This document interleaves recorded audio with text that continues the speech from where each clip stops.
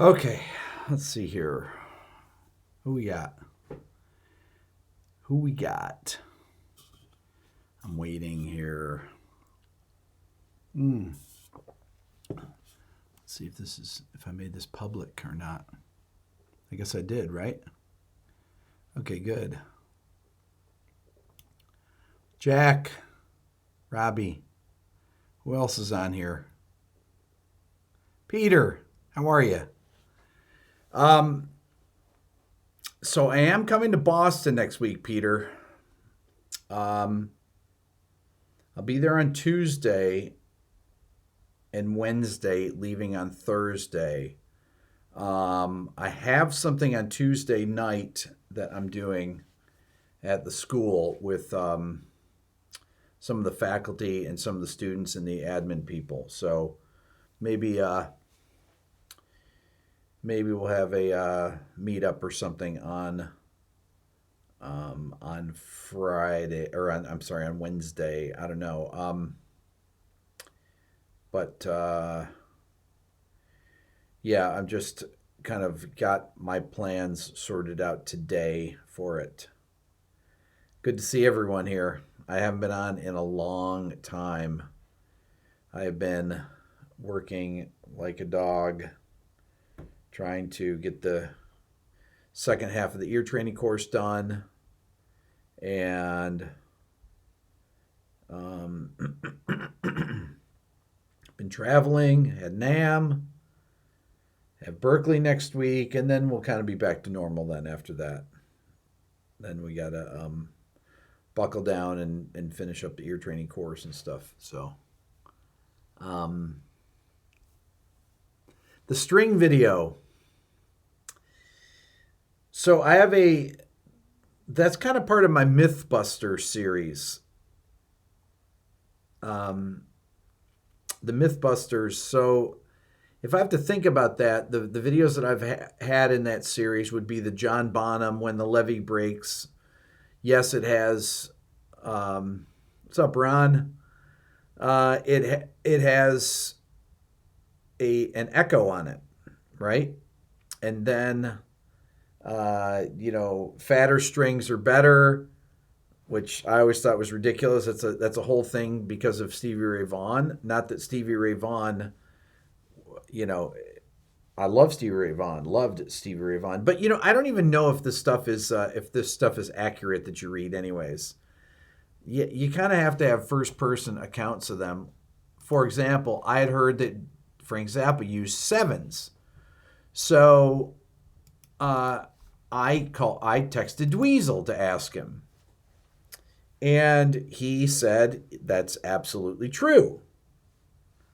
Mythbusters without the explosions, exactly. So I'm just trying to think of some other things. I'm going to do something on bass strings, drum heads. There's all these things that have just become part of the just people repeat them that are not necessarily true. I tell you some stuff that I've been learning a lot about is so I bought some new orchestral libraries lately. What's up, Jerry? No one replaces a D with a thicker set of G non-wound.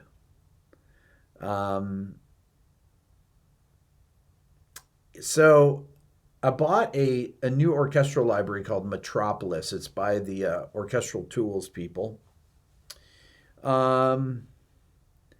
And it's pretty good. I don't know if any of you know that. I didn't use it for today's video, but I will be using it. I also got a controller, I got a Native Instruments controller, 88 key controller, so that I have a wheel that I can do, because I don't have a wheel on this. It's just the reason I bought this piano here, this Yamaha. Well, one of the reasons is that my Roland that I had for 20 years just stopped working one day, and I didn't have a piano. And this piano actually has a terrible sounding piano, but it's a piano on it. So I could, use it to demonstrate things in videos. What's up, Double K? Let's see what else. So I'm looking for some more Mythbuster videos like that. There's so many that I can think of. There's so many that I can think of. They're great. I can do drum videos, bass videos, acoustic guitar, all this stuff. Stuff that's fun for me because I put all this stuff to a test. I knew what was going to happen with on the string video, and I just knew what was going to happen because I've done this so much. I know that lighter strings have less low end, and I know what cutting the low end to an amp. It's not to say that people didn't understand this, and I'm proud because I didn't make it that clear, but it's not that. It's that lighter strings sound better when you're playing through an amplifier, because when it hits the first gain stage, it's not reproducing all that mud afterwards, and it's not amplifying all that mud. So it's especially so with really distorted tones. Phil says drumheads coated versus clear. Exactly. Can you tell the difference, and what are they good for?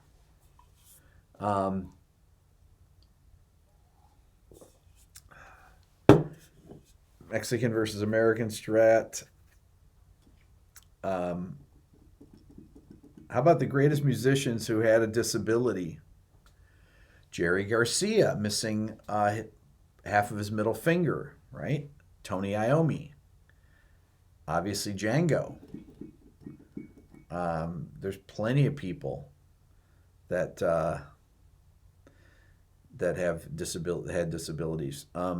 Rosewood versus maple fingerboards. Jasco, that's right. That is right. But Jay Monty just said that. Jay, cabinets affect the tone more than anything. You are totally correct. You are totally correct. That was, in my live stream I did on the main channel. That was that was one of the points. Canadian beer versus American beer. So let's talk about NAMM, because I never even came on to talk about NAMM afterwards.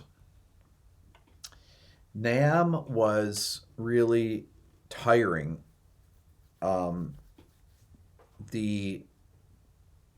You walk about 7 miles per day. That's what my phone says. I did it last year and the same this year, although I didn't quite walk as much because I couldn't get as far, because everyone, with my channel, it's everybody there knows me pretty much, right? So it was tough to move around. It was tough to move around. So that was kind of my experience with NAMM. I didn't get to see a lot of the things I wanted to see. I wanted to get up and see Gretsch. I got my new Gretsch drum kit that's right here. I'm going to turn it towards it so you guys can see it. Let's see here if I don't unplug anything. Oh, man. There it is right there. That's part of it anyways. Okay, turn it back this way.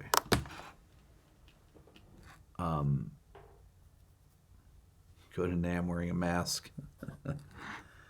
I should have. Pellegrino versus Perrier. Right, there you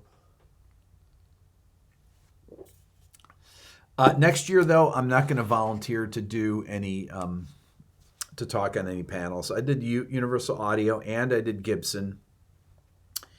And I didn't really need to do those. And I'm not going to do them next year if I go to NAMM, because I want to go see the gear. And I know a lot of people at these companies. And I didn't even get in the Pro Audio room. NAMM Thrax, Deb.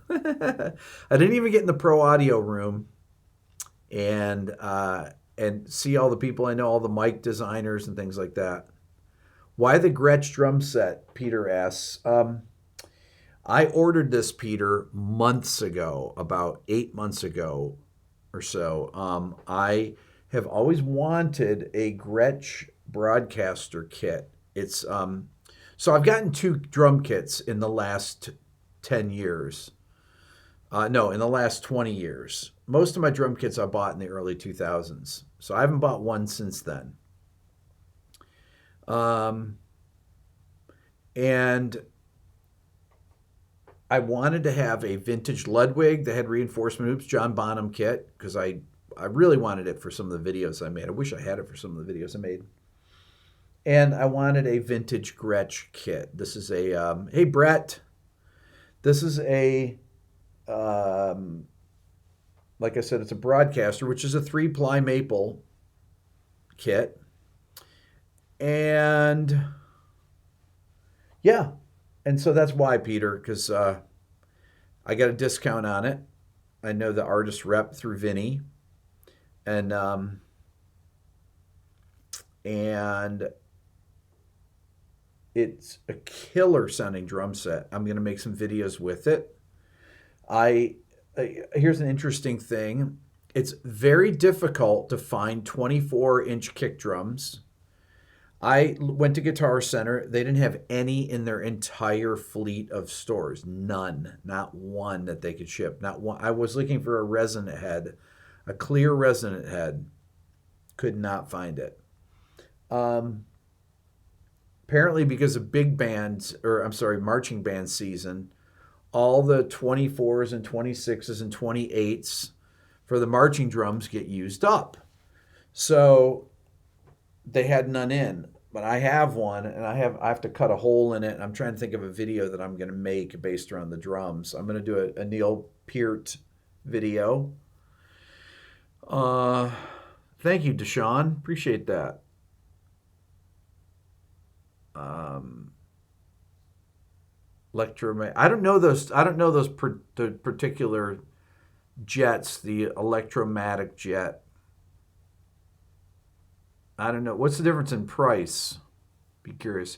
Peter, what cymbals? So I have um, a set of Sound Edge Peisty cymbals, the 2002. I have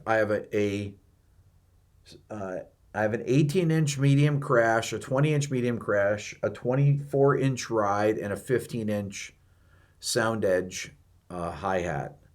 The crashes are just the 2002s medium crashes, but that's really what Bonham.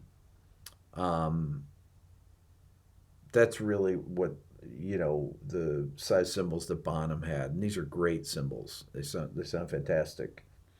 Um, I only have enough. I have enough cymbals to outfit a few drum sets, but it would be cool if I had a few more Zildjian cymbals. A little bit more variety. I stopped buying things like that, like I said, probably 20 years ago. And when bands would come in, they would always use my gear and they'd get broken a lot. I'd have a band with a terrible drummer that'd break 3 of my crash cymbals, and at a certain point I didn't replace them because I wasn't working on projects anymore. So for these videos, though, I'd like to replace them. Sabian dry ride, interesting, Deb. Cool. Neil always uses stock DW heads.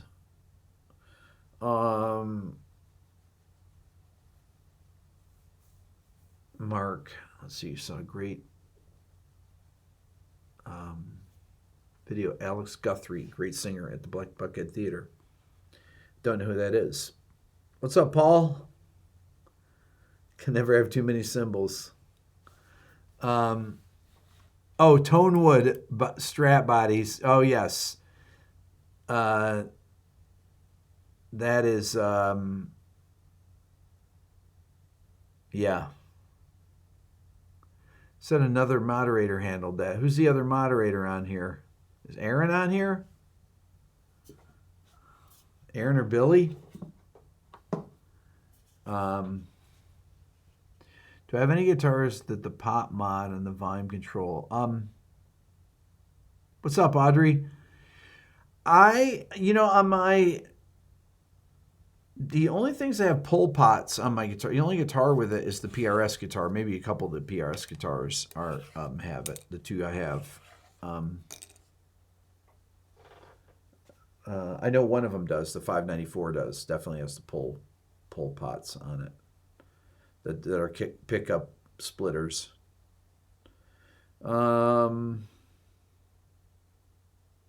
Best use of cowbell. Deshaun, $500 for Electromatic versus $2,400 for Gretsch Pro. Well, Electromatics, they must be Chinese made, or they're either Chinese or they're made in Indonesia. I'm not sure where Gretsch makes those. I think China. Electromatics. What about Vi's new guitar, the Pia? I did not play it. I did not play the guitar. I didn't even look at it. I looked at it, but it was sitting there. You know what's funny is I came into this warehouse. So that recording was done in a warehouse. The video was. And is that a Miller High Life? It's a Pellegrino. What is this gross stuff? Why would I be drinking a beer on TV here? Not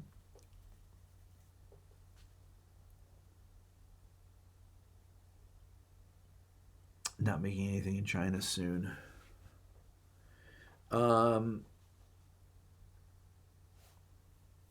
So, lost my train of thought now. What was I talking about?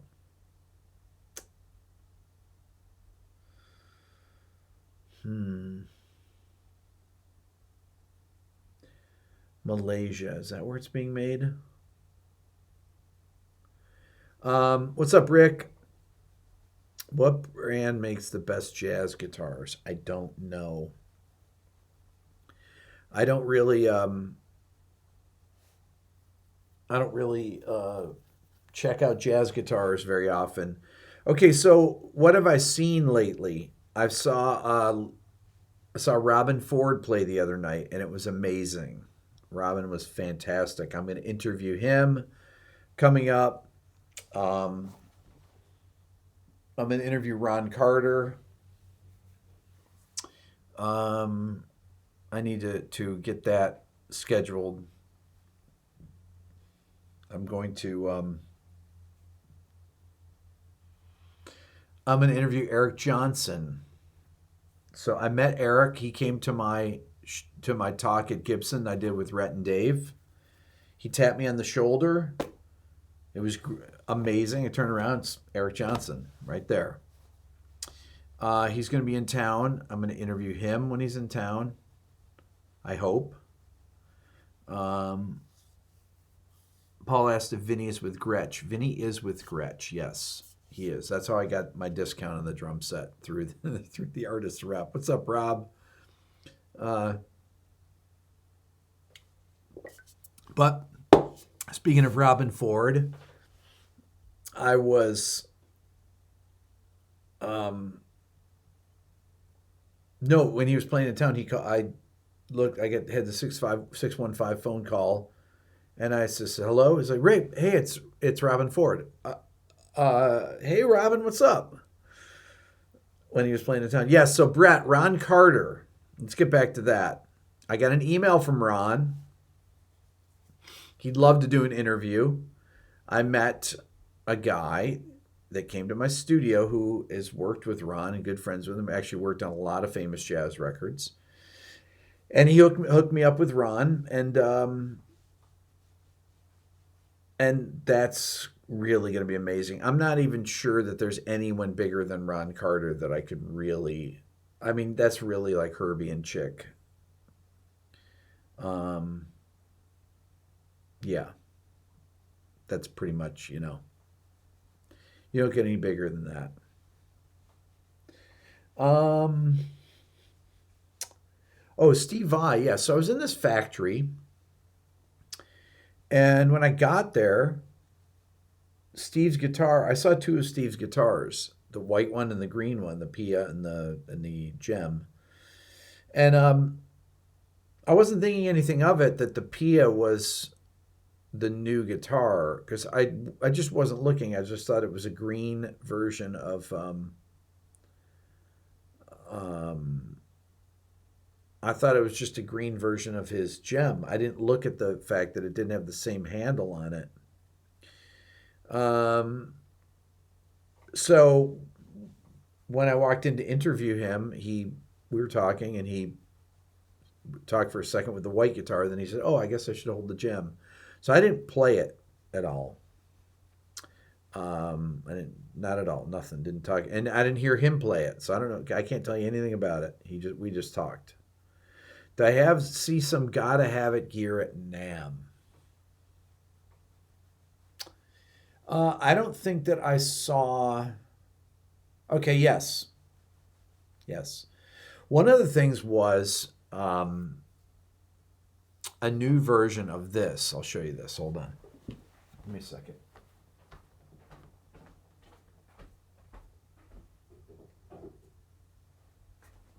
This is, where's my thing here? This is a Fox tone machine. Okay, it's a fuzz box. And it's one of my favorite fuzzes. There we go. The guy that makes this, that invented it, it's from the early 70s, 71, I think. And his name is Steve Riddinger. And Steve owns, yeah, it's a 3699. Mickey just said that. Steve owns Danelectro. So, well, I've talked to him on the phone before, and the first time I talked to him, I said, I knew he invented that, and I said, why don't you reissue it? Well, somebody had the name and made it for a few years, and then they went out of business. They had done a reissue of it. So he said it was too hard to get the name, and he made a new version of it, the 3699, and it's exactly the same. He bought some old pedals from the 70s to make sure that it was right. And he said some of the reissues they had were missing a component, but he added an extra mid-range boost to it, which is really a cool thing. The French Toast Double K, yes, is a copy of that, but I don't think it's an exact copy of it from what Steve was telling me. Anyhow, so the new one I want to get, that's a must-have. I'm definitely going to get that. I watched Keith's video the other day, 5 Watt World Keith, on the Tube Screamer, and I bought this, which I've not tried out yet, the Bonsai. This is what JHS pedal that Josh makes. I'm going to have Josh down here, going to make some videos together. He's going to come down. And this thing looked really interesting. It has all the versions of the Tube Screamer. There's all the different makes right here as you can see on this. You just turn it around and it's got the 808 and the TS5 and or whatever it is, like TS9, 808, the OD1. So this has all the different versions of the Tube Screamer on it, which is pretty cool. But I haven't tried it yet. Joshua, what's up? Thank you so much. Appreciate that. I'm a music nerd. The Lark pedal, which Rhett has left here for days. He's in Nashville right now. That's Rhett's new pedal, the Lark, which I've not tried. He tried it. He played it for me.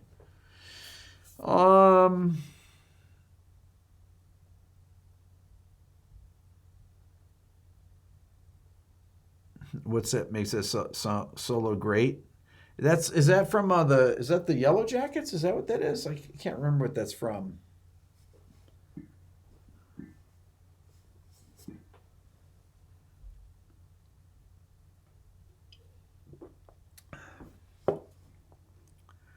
You put all my 808s through my tube screamer. Your 808s, right? I still have Rhett's pedal. That's what that is. Al Foster would be nice to interview too. Man, Al's got to be pretty old by now too. Deb.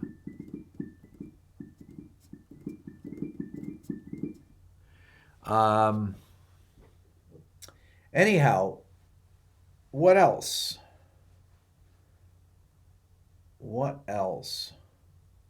A lot of stuff going on. A lot of stuff going on.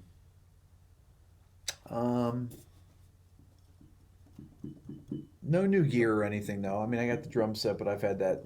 Like I said, I mean, I got it recently, but I ordered it and paid for it 9 months ago or so. It came in about 4 months after they said it would be done. Prince. Oh, good. Rick's live. It'll be a late one. There are a few jazz legends you'd like to see. McCoy. Yeah, I agree. Roy Haynes. Roy's 94. Probably 95.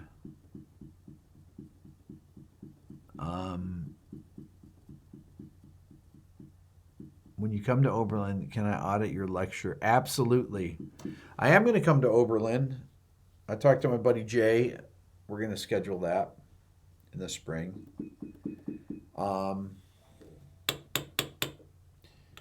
So that's pretty much all that's going on right now. There's a lot of stuff happening. But I think my Aeolian video was very good today. I'm very happy with the mode videos doing these. This is getting back to the original concept of my channel. I'm going to make some jazz videos again, but differently. I should come to Australia. I'd love to come to Australia. I have a bunch of friends in Australia. I did not see the new Epiphone line, Steven. What's up, Elliot? I went in. I was in the Gibson thing doing a talk there, and I didn't even look at any of the guitars, to be honest with you. I just didn't. I didn't have any time. It's unbelievable.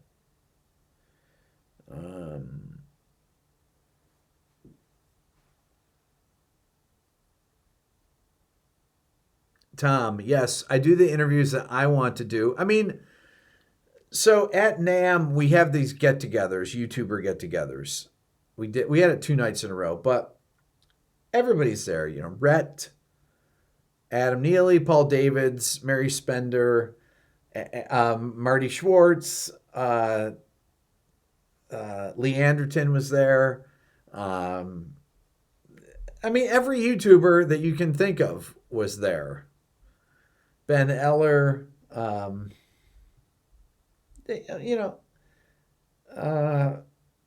Tim Miller came with me. He went. He was there, and it was fun.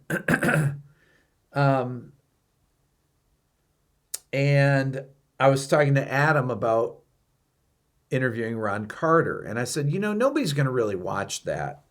He said, man, that's amazing, Ron Carter. And I said, yeah, but who's going to watch it? And I hate to be like that. I mean, I don't care. It doesn't deter me from doing it. Ron Carter is I think he's the most famous bass player in the world. Not Davey 504. Ron Carter is the most famous bass player in the world, and alive. And Adam said, take something he says and make that the title. That's what I did with Steve Vai. And it was a great suggestion by Adam. Vapor trails. Would it be fair to say the major scale pentatonic arpeggios are all you need to learn, and then it's a matter of when you use them? No. You need to learn more than that. You got to know the melodic minor scale too, for sure.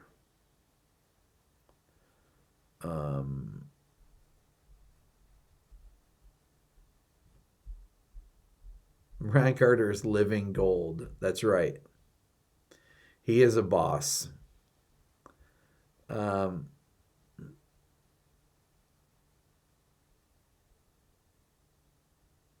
see here. Paul McCartney being the most famous bass player. Paul McCartney is the most famous rock bass player alive. The Beato Celebrity Crew Caribbean Cruise. No. Elliot, you're still waiting for my Freddie Hubbard video. Elliot, is anybody going to watch my Ron Carter interview? I don't care if they do. It doesn't matter. I'm going to do the interview because I love Ron Carter. My God. I mean, it's just amazing. I'm just so psyched about this. Played on so many of my favorite records.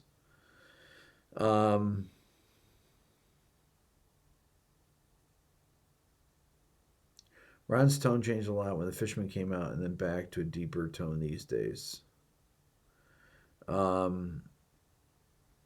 Most famous bass player? No, Ron is the most famous bass player.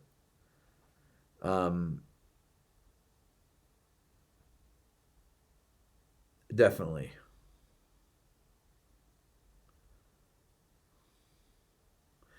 Elliot, you are. That's funny. Vapor trails. You're talking about a lot of exact scales, but you're thinking about the basics. You need the melodic minor, though.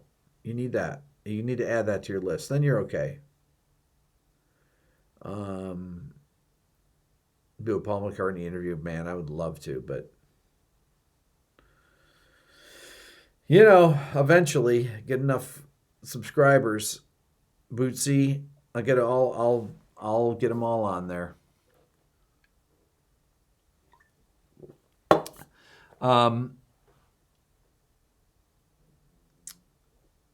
All right. I think that's good. I'm tired right now.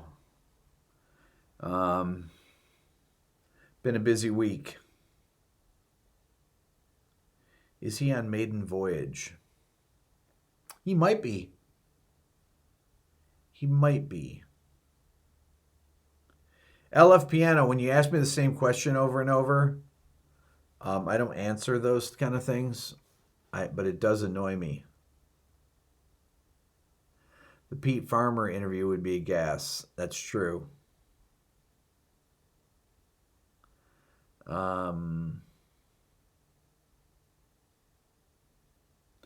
Deb, you can get me Billy Cobham? Wow. Is Pat Metheny ever going to come through? I don't know. Don't know. Yeah, I need to get some sleep. You guys are the best. We'll talk later. See ya.